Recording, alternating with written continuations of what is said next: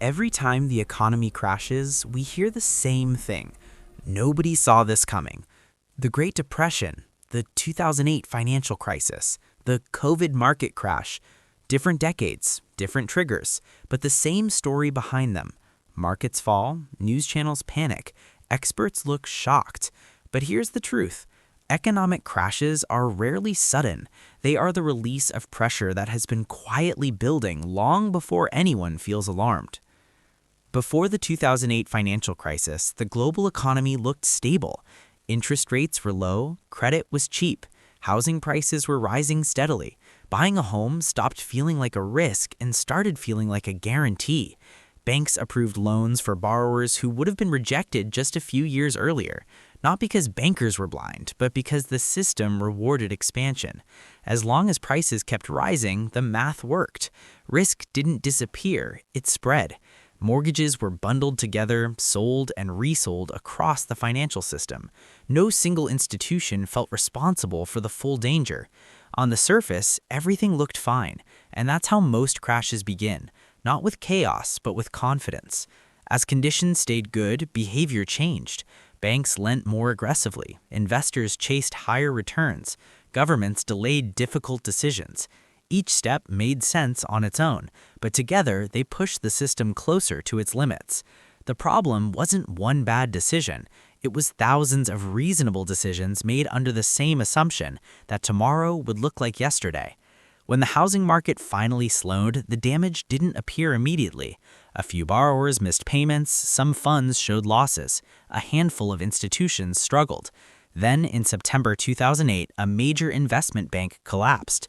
That moment became the story, but it wasn't the cause. It was the point where stress that had been building for years could no longer be hidden.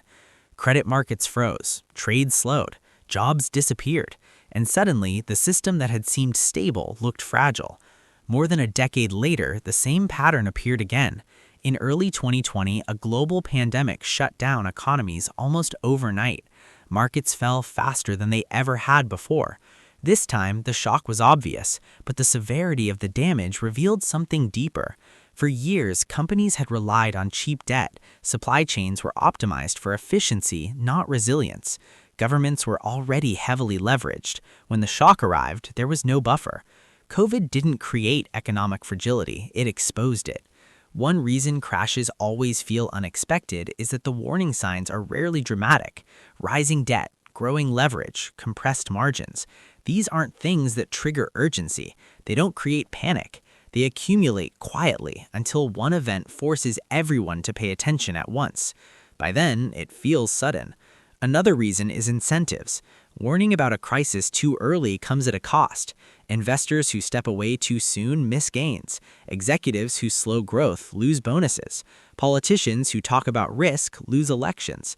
So caution is discouraged. Optimism is rewarded, and silence becomes normal. Even experts struggle to predict crashes precisely, not because risks are invisible, but because confidence is unpredictable. Markets can tolerate fragility for years, until one day they don't. At that point, fear spreads faster than logic, and once trust disappears, the system moves quickly. The uncomfortable truth is this. The global economy depends on confidence. If everyone questioned risk all the time, growth would slow, lending would freeze, markets wouldn't function. So the system is built to encourage belief, even when belief becomes dangerous. Crashes aren't accidents, they are the cost of running a confidence-based system. Economic crashes don't come from nowhere. They come from long periods of stability that change behavior, from risks that become normal, from systems that work until they don't. Understanding this won't let you predict the next crisis, but it will help you recognize the pattern early. And being early is the difference between panic and preparation.